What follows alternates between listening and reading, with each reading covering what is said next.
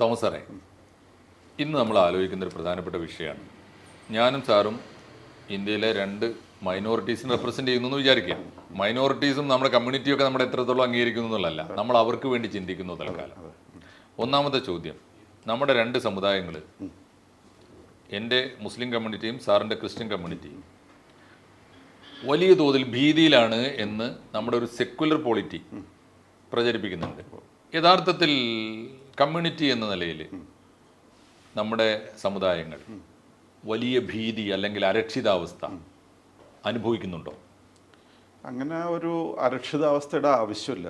കാരണം മറ്റു പല മൈനോറിറ്റീസ് ഉണ്ടല്ലോ. സിഖ് ഉണ്ട്, ജെയിൻ ഉണ്ട്, പാർസി ഉണ്ട്. അവരൊക്കെ ഇതൊന്നും ആലോചിക്കാതെ നടക്കുന്നുണ്ടല്ലോ. പിന്നെ നമ്മളിതിനെ പറ്റി ഇത്ര വലിയ ഭയപ്പെടേണ്ട എന്താ ആവശ്യം എന്നുള്ളതാണ്. പിന്നെ ഇതിലൊരു പ്രശ്നം എന്താണെന്ന് വെച്ച് കഴിഞ്ഞാൽ ചിലർ മനഃപൂർവ്വം പാനിക് ക്രിയേറ്റ് ചെയ്യാണ്. ചില പാർട്ടീസ്, ഉദാഹരണത്തിന് CPM എപ്പോഴും ഈ മതപീഡനത്തെ അതുപോലുള്ള കാര്യങ്ങളൊക്കെ പറ്റി പറഞ്ഞുകൊണ്ടിരിപ്പുണ്ട്. പക്ഷെ അങ്ങനെ ഭയപ്പെടേണ്ട ആവശ്യമില്ല. ഇതൊക്കെ CPM has it's on agenda. അതാണ് ഇത്രയും പേടിപ്പിക്കേണ്ട സാഹചര്യം വരുന്നത്.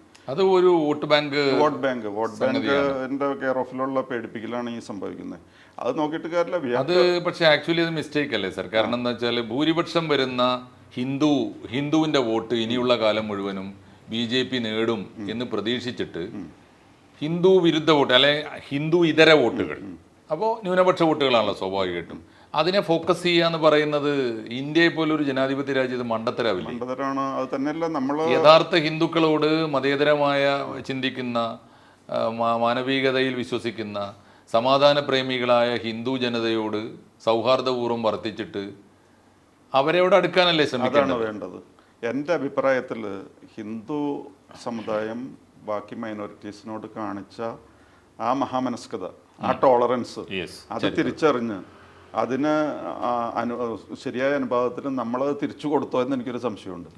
അതാണ് എനിക്കിതിൽ നല്ല ചോദ്യമാണ് സാർ. അത് ഞങ്ങൾ ഇപ്പോൾ മുസ്ലിം കമ്മ്യൂണിറ്റിയുടെ ഭാഗത്ത് നിന്ന് ആലോചിച്ചാൽ, മുസ്ലിം കമ്മ്യൂണിറ്റിയിലെ ദീർഘവീക്ഷണമുള്ള ദാർശനികന്മാരായ ആത്മീയ ആചാര്യന്മാരൊക്കെ ഏതാണ്ട് ആദ്യകാലം തൊട്ടേ രേഖപ്പെടുത്തി വെച്ചിട്ടുണ്ട്, ഇന്ത്യയിലെ ഹിന്ദു സമുദായം, ഹിന്ദു സഹോദരങ്ങൾ, അവരുടെ സന്മനസ്സും വിശാലമനസ്കതയുമാണ് നമ്മളെ ഇന്നോളം എത്തിച്ചത്.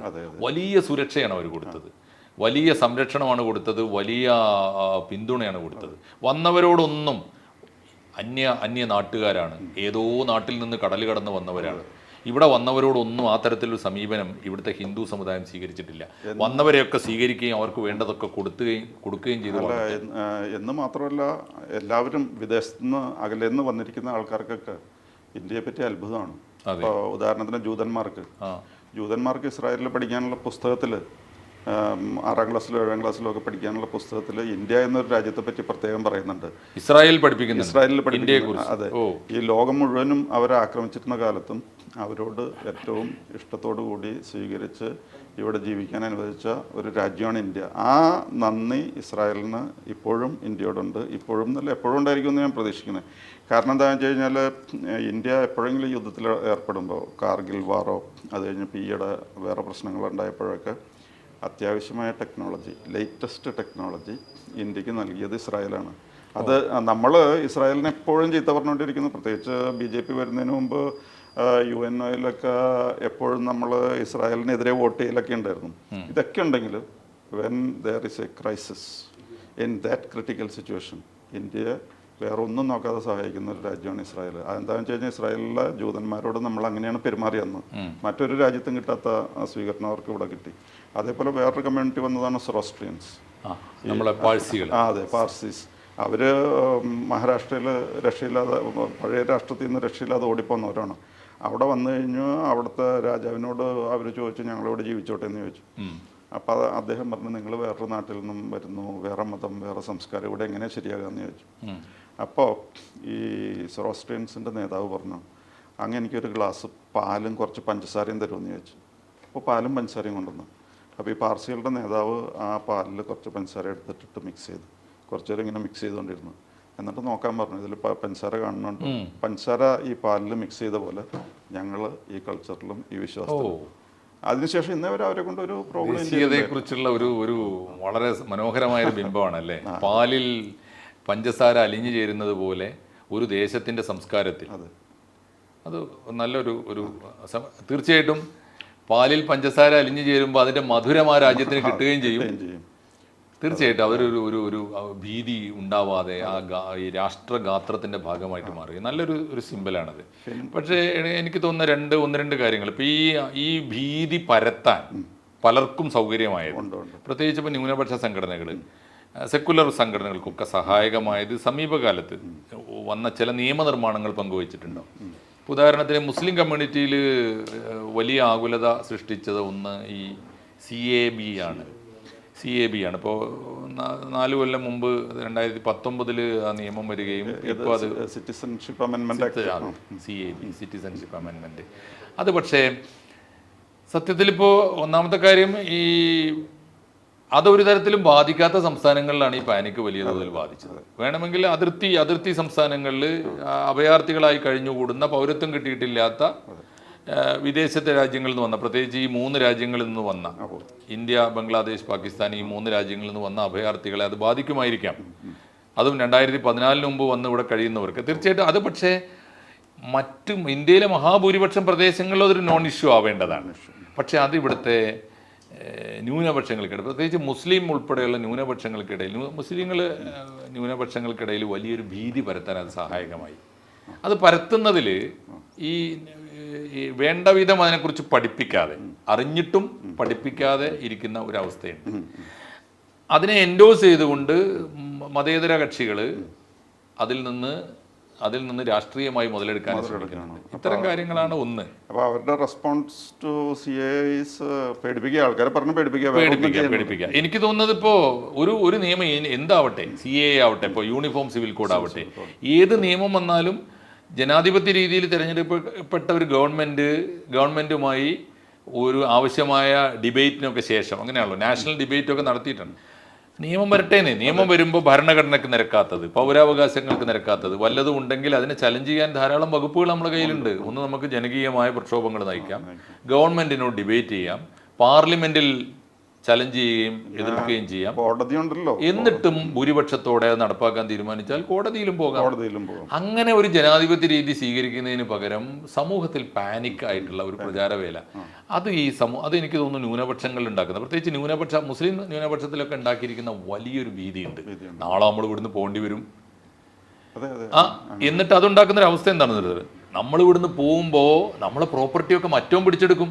അപ്പൊ അയൽപക്കത്തിനോടുള്ള ഇത്തരം നിയമം കൊണ്ടുവരുന്ന ഗവൺമെന്റിനോട് മാത്രമല്ല, നമ്മളോടൊപ്പം സ്നേഹപൂർവ്വം ഒരുമിച്ച് ജീവിക്കുന്ന, ഉള്ളതെല്ലാം വീതം വെച്ച് സഹായിക്കുന്ന, ഓരോ നേരവും വേണമെങ്കിൽ അവിടെ ഉണ്ടാക്കിയ ഭക്ഷണം ഇവിടുത്തെ വിരുന്നുകാർ കഴിക്കുന്ന, അങ്ങനെ സ്നേഹപൂർവ്വം ജീവിക്കുന്ന അന്തരീക്ഷത്തെ പോലും തകർക്കുകയാണ്. ഒരുതരം പരസ്പരം അറിയാത്തൊരു വെറുപ്പ്. ഇപ്പൊ എനിക്ക് സാറിനോട്, ഞാൻ പോകുമ്പോൾ എൻ്റെ സ്വത്ത് സാറ് പിടിച്ചടക്കുമോ, ഇത്തരത്തിലുള്ള വളരെ വളരെ സാങ്കല്പികമായ ഭീതി പരത്തുന്നുണ്ട് വലിയ തോതിൽ.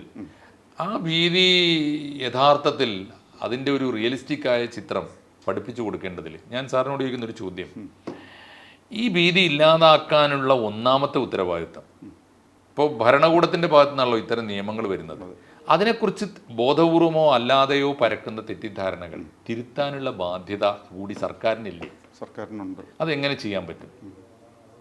അല്ല, സർക്കാർ, the government should take all parties into confidence. Yes. And there should be proper dialogue with all the religions. പക്ഷേ ചിലർ വെറുതെ അങ്ങ് ഭയപ്പെടാണ്, ഒരു കാര്യമില്ലെങ്കിലും ഭയപ്പെട്ടുകൊണ്ടേയിരിക്കുകയാണ്. ജനാധിപത്യത്തിൽ കടന്നുകൂടാൻ പാടില്ലാത്തൊരു മൂല്യമാണ് ഈ ഭയം. കടന്നു വരാനേ പാടില്ല. ഭയപ്പെടുന്ന ഒരുത്തന് ജനാധിപത്യവാദിയായി ജീവിക്കാൻ കഴിയില്ലല്ലോ. ആ ഭയത്തെ എടുത്തു കളയാൻ ഇപ്പം എന്ത് നിയമം വരട്ടെ, എൻ്റെ കയ്യിൽ ജനാധിപത്യം ഉണ്ടല്ലോ, ഭരണഘടനയുണ്ടല്ലോ. ഇനി കൂടി വന്നാൽ ഏത് ഗവൺമെൻറ്റും ജനവിരുദ്ധമായി തീരുമ്പോൾ തോൽപ്പിക്കാനുള്ള മാൻഡേറ്റ് ഉണ്ടല്ലോ മനുഷ്യൻ്റെ കയ്യിൽ. ആ വിശ്വാസം, ആ കോൺഫിഡൻസ് ജനാധിപത്യവാദികൾക്ക് നഷ്ടപ്പെടുന്നു എനിക്ക് തോന്നുന്നു. എനിക്ക് തോന്നുന്ന ഒരു കാര്യം, കുറച്ചുകൂടി ഈ ഒരു റിയാലിറ്റി മനസ്സിലാക്കി നമ്മുടെ ഭരണകൂടങ്ങൾ, രാഷ്ട്രീയ പാർട്ടികൾ, പ്രത്യേകിച്ച് രാഷ്ട്രീയ പാർട്ടികൾ എല്ലാവരും, ഇതിപ്പോൾ സെക്യുലർ പാർട്ടികൾ വോട്ട് ബാങ്ക് പൊളിറ്റിക്സ് കളിക്കുന്നത് ന്യൂനപക്ഷങ്ങളെ വെച്ചാണെങ്കിൽ, ഭൂരിപക്ഷങ്ങളെ വലിയ തോതിൽ ഇത് പഠിപ്പിക്കേണ്ട ബാധ്യത BJP ഉൾപ്പെടെയുള്ള കോൺഗ്രസ് ഉൾപ്പെടെയുള്ള പാർട്ടികൾക്കുണ്ട്. പേടിക്കാനുള്ളതല്ല ജനാധിപത്യം. തിരഞ്ഞെടുക്കപ്പെട്ടവരാരോ അവരെ ആദരപൂർവ്വം സ്വീകരിക്കുക, അവരെടുക്കുന്ന നിയമ നടപടികളെ വിമർശന ബുദ്ധിയാ സമീപിക്കുക, എന്നിട്ട് വിയോജിപ്പുള്ളതാണെങ്കിൽ അതിനോട് ഡിബേറ്റ് ചെയ്യാം.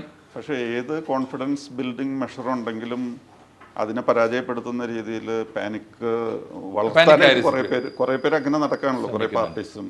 ആത്യന്തികമായി സാർ നമ്മൾ ഇനി ആലോചിക്കേണ്ട കാര്യം ഇതാണ്. ഈ ഭീതി പരത്തുന്നുണ്ട്. ഭീതി പരത്തുമ്പോൾ വെറുപ്പും പരക്കുന്നുണ്ട്.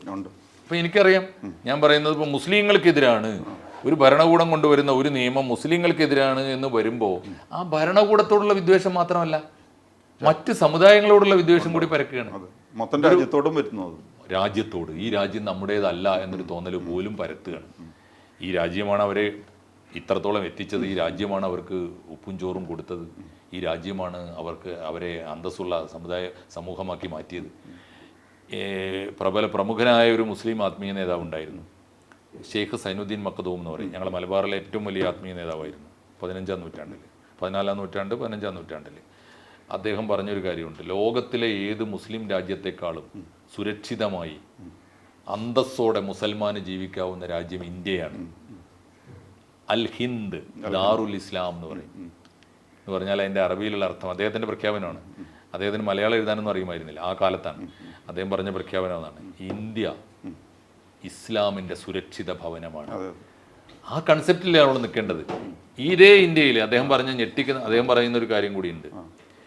മുസൽമാനെ ഇത്രത്തോളം എല്ലാം കൊടുത്ത് വളർത്തിയ ഒരു നാട് സാമൂതിരി ഭരിക്കുന്ന കാലത്ത് സാമൂതിരിയുടെ കൊട്ടാരം വന്ന് വളഞ്ഞിട്ടൊരു വിദേശത്ത് നിന്ന് വന്ന ഹൈദരാലി എന്ന സുൽത്താൻ വന്ന് സാമൂതിരിയുടെ കൊട്ടാരത്തെ വളഞ്ഞിട്ട് അദ്ദേഹത്തിന് വെള്ളവും ഭക്ഷണവും കൊടുക്കാതെ ആ കൊട്ടാരത്തിനകത്ത് കുട്ടികളും അമ്മമാരും അനുയായികളും ഒക്കെ ചത്തു വീഴുന്നത് കണ്ട് സഹിക്കാനാവാതെ ആ തമ്പുരാൻ ആത്മഹത്യ ചെയ്ത കേരളമാണ്. ഷെയ്ഖ് സൈനുദ്ദീൻ മഖ്ദൂം പറയുന്നുണ്ട്, അതിനിടയാക്കിയവൻ ആരായാലും അവനോട് പടച്ചോൻ പൊറുക്കൂല എന്ന് പറയുന്നുണ്ട്. എങ്ങനെ പൊറുക്കാനാണ്? അങ്ങനെ ഒരു സുരക്ഷിത ബോധം ഉണ്ടായിരുന്ന ഒരു നാട്ടിലെ ന്യൂനപക്ഷങ്ങൾക്ക് എപ്പോഴാണ് ഈ ഭീതി, ആരാണ് ഈ ഭീതി പരത്തുന്നത്? അദ്ദേഹം ഇത് വളരെ കാലം മുമ്പ് പറഞ്ഞു, 15-ാം നൂറ്റാണ്ടിൽ. പക്ഷേ അങ്ങേര് പറഞ്ഞ അതിൻ്റെ കാതലായ ഭാഗം ഇപ്പോഴും സത്യമാണ്. കാരണം ഏറ്റവും സുരക്ഷിതമായിട്ട് മുസ്ലിംസിന് ജീവിക്കാൻ കഴിയുന്ന സ്ഥലം ഇന്ത്യയാണ് ഇന്നും. എസ്പെഷ്യലി നമ്മുടെ ഈ ചുറ്റുപാടം നോക്കിയപ്പോൾ പാകിസ്ഥാനിൽ എത്രയോ പ്രാവശ്യം ബോംബ് അറ്റാക്കും മറ്റു കാര്യങ്ങളും നടക്കുന്നു. മുസ്ലിം രാജ്യത്താണ് എത്നിക് ഇഷ്യൂസ്, വിഭാഗീയ പ്രശ്നങ്ങൾ, ഭീകര പ്രവർത്തനങ്ങൾ, സുന്നി ഷിയ പ്രശ്നങ്ങൾ, മുഹാജിർ അൻസാർ ഇഷ്യൂസ് എവിടെ ഇല്ലാത്തത്? അപ്പോൾ ഇതാണ് സർ സ്ഥിതി. ഞാൻ ഇനി അവസാനമായി നമ്മൾ രണ്ടുപേരും ചേർന്ന് ആലോചിക്കുന്ന ഒരു കാര്യം, ഈ ഒരു ഹെയ്റ്റ് ക്യാമ്പയിൻ ഉണ്ടല്ലോ, ഈ ഒരു ഇൻസെക്യൂരിറ്റി പ്രചാരവേലയുണ്ടല്ലോ, ഇതിനെ അതിജീവിക്കില്ലേ നമ്മളെ ന്യൂനപക്ഷങ്ങൾ? തീർച്ചയായിട്ടും അതിജീവിക്കും. ഇപ്പോൾ ഈ BJP പറഞ്ഞുകൊണ്ട് ഒരു പാനിക്കാണ്. അതിപ്പോൾ എന്തെങ്കിലും ചേഞ്ച് വരുമ്പോഴുള്ളൊരു സാഹചര്യമാണത്. പക്ഷേ ആദ്യം BJP കേന്ദ്രം ഭരിച്ചാൽ എന്താവും ഗതി എന്ന് വിചാരിച്ചു. ഇപ്പോൾ BJP സ്ട്രോങ് ആവുമ്പോൾ എന്ത് സംഭവിക്കും എന്നുള്ളതാണ് നമ്മുടെ ഭയം. പക്ഷേ അങ്ങനെ ഒരു മാറ്റം വന്നു കഴിയുമ്പോൾ we will adapt ourselves to that. കറക്റ്റാണ്. ഞാൻ മുസ്ലിങ്ങളോട് പോസിറ്റീവായിട്ട് പറയുന്നൊരു കാര്യമുണ്ട്. ഞാൻ എൻ്റെ കമ്മ്യൂണിറ്റിയോട്, ഞാൻ ചാനലുകളിൽ മാത്രമല്ല എൻ്റെ പൊതു പ്രസംഗങ്ങളിലും ഞാനത് പറയാറുണ്ട്. ഞാൻ എൻ്റെ വിദ്യാഭ്യാസ കാലത്ത് ഞാൻ പറഞ്ഞു പഠിച്ചിരുന്ന കുറേ വടക്കേ ഇന്ത്യൻ നഗരങ്ങളുടെ പേരുണ്ട്. അവിടെ ഒരിക്കലും മാസങ്ങളോളം നീണ്ടു നിൽക്കുന്ന വർഗീയ കലാപങ്ങളുടെ നാടായിരുന്നു എല്ലാം. സാറിന് ഓർമ്മയുണ്ടാകും, 70-കളിലും 80-കളിലൊക്കെ ഉള്ള ഒരു നഗരത്തിൻ്റെ പേര് പറഞ്ഞപ്പോൾ ഭീവണ്ടി ഓർമ്മയുണ്ടല്ലോ, മഹാരാഷ്ട്ര. നെല്ലി എന്ന് പറയുന്ന ഒരു സ്ഥലം, എത്ര ജാംഷഡ്പൂർ. ഭീവണ്ടി എനിക്ക് 100-400 പേരായിട്ട് 1984 ഞാൻ അവിടെ എന്ന് പറഞ്ഞാൽ ഞാൻ ബോംബെയിലുണ്ടായിരുന്ന സമയത്ത്. അപ്പോൾ ബോംബെയിൽ ഞാൻ ഒരു സ്ഥലത്ത് പോയി കഴിഞ്ഞപ്പോൾ പറഞ്ഞു, നിങ്ങൾ ഇനി ഇവിടെ നിൽക്കണ്ട, എന്തോ പ്രശ്നമുണ്ട്, വേഗം പോയിക്കോന്ന് പറഞ്ഞു. ഇവിടെ നിൽക്കണ്ട, ആ ഭീവണ്ടിയിലെ പ്രശ്നം അറിഞ്ഞിട്ടാണ് ഞങ്ങളോട് പറഞ്ഞത്. അപ്പോൾ ഞാനതൊട്ടും സീരിയസ് ആയിട്ട് എടുത്തില്ല. ഇനിയിപ്പോൾ നമ്മുടെ അടുത്ത് ആരെങ്കിലും വന്ന് പറഞ്ഞാൽ എന്തെങ്കിലും നല്ല വാക്കൊക്കെ പറഞ്ഞ് രക്ഷപ്പെട്ടു പോകാമല്ലോ എന്ന് വിചാരിച്ചാൽ ഞാൻ വളരെ കൂളായിട്ട് അവിടെ നിന്ന് നടന്നു വന്ന് പിന്നെ വീട്ടിലേക്കും പോയി. പക്ഷേ പിറ്റേ ദിവസത്തെ ടൈംസ് ഓഫ് ഇന്ത്യയിൽ ആണ് ഞാൻ ന്യൂസ് വായിക്കുന്നത്, ഈ ഭീവണ്ടിയിൽ 400+ ആൾക്കാർ കൊല്ലും. കലാപം, വലിയ തോതിൽ കലാപം. ഇപ്പോൾ ഉള്ളൊരു സമാധാനം ഇന്ത്യൻ മുസ്ലിംസ് കണ്ണു തുറന്ന് കാണേണ്ടതാണ്.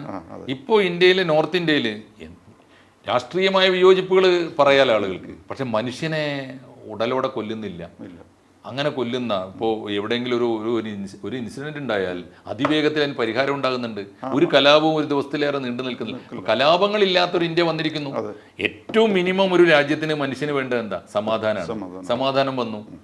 ആലോചിച്ച് നോക്കൂ. അപ്പോൾ അത്തരത്തിൽ പോസിറ്റീവായിട്ട് പുതിയ ലോകത്തെ കാണാനും എന്നിട്ടും ഭരിക്കുന്ന ഗവൺമെന്റിനോട് വിയോജിപ്പുണ്ടെങ്കിൽ ജനാധിപത്യ രീതിയിൽ അത് പ്രകടിപ്പിക്കാനും ഉള്ള ഒരു ബോധത്തിലേക്ക്, ഒരു കോൺഫിഡൻസിലേക്ക് റൂൾ ഓഫ് ലോ ശരിക്കും വരേണ്ടി വരുന്നതാണ്. മുസ്ലിം കമ്മ്യൂണിറ്റിക്ക് വന്നേ ഇപ്പൊ എനിക്ക് തോന്നുന്നു മുസ്ലിം പണ്ഡിതന്മാരൊക്കെ തിരിച്ചറിയുന്നുണ്ട്.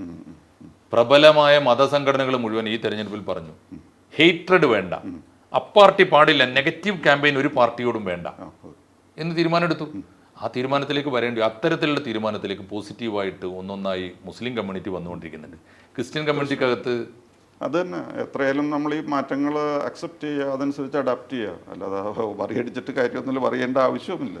മാത്രമല്ല ഹിന്ദുസിന് അവരുടേതായ ഒരു കറക്റ്റീവ് ആക്ഷനുണ്ട്, അവരുടെ ഭാഗത്ത് തന്നെ ഉണ്ടാവും. ആരെങ്കിലും കുറെ പേര് വന്നിട്ട് ഞങ്ങളങ്ങനെ തല്ലിക്കൊല്ലാന്ന് വിചാരിച്ചു കഴിഞ്ഞാൽ ബാക്കിയുള്ള ഹിന്ദുസ് സമ്മതിക്കില്ല. മാത്രമല്ല അവരുടെ പിന്നെ അത് സോഷ്യൽ തലത്തിലുണ്ടാവും, പൊളിറ്റിക്കൽ തലത്തിലുണ്ടാവും. എനിക്ക് തോന്നുന്നു BJPയും ആ രീതിയിൽ തന്നെ ഒരു ക്ലാരിഫിക്കേഷൻ. പിന്നെ നമ്മളിപ്പോൾ ഇന്ത്യയുടെ ഏതെങ്കിലും ഒരു ഭാഗത്ത് ഒരാൾ കൊല്ലപ്പെട്ടു എന്നോ മറ്റുള്ള കാര്യമൊക്കെ പറഞ്ഞ് ഇങ്ങനെ പാനിക്കാവേണ്ട കാര്യമില്ല. കാരണം എന്താണെന്ന് വെച്ച് കഴിഞ്ഞാൽ 150 കോടി ജനങ്ങളുള്ള ഒരു രാജ്യത്ത് ഒന്നോ രണ്ടോ പേരെന്തെങ്കിലും പ്രശ്നം ഉണ്ടായി അതിൽ പെട്ടുപോയെന്നുണ്ടാവുന്നതാണ്. ക്രിമിനൽസ് ഉണ്ടാവും, അബദ്ധങ്ങൾ പറ്റും, അക്രമികൾ ഉണ്ടാവും. ഒരു നാഷണൽ കോൺഷ്യൻസ്, ഒരു രാഷ്ട്ര മനസാക്ഷി അതിൻ്റെ കൂടെ നിൽക്കുന്നുണ്ടോ ഇല്ലേ എന്നുള്ള ചോദ്യം, അത് ഇന്ത്യയിൽ ഇതുവരെ നിന്നിട്ടില്ല, ഇനിയും നിൽക്കുകയില്ല എന്ന പ്രതീക്ഷയോടുകൂടി നമുക്ക് ഈ ചർച്ച അവസാനിപ്പിക്കാം. Thank you. കൂടുതൽ വാർത്തകളും വിശേഷങ്ങളും നിങ്ങളിലേക്ക് എത്താൻ ABC മലയാളം സബ്സ്ക്രൈബ് ചെയ്യുക, ബെൽ ബട്ടണും അമർത്തുക.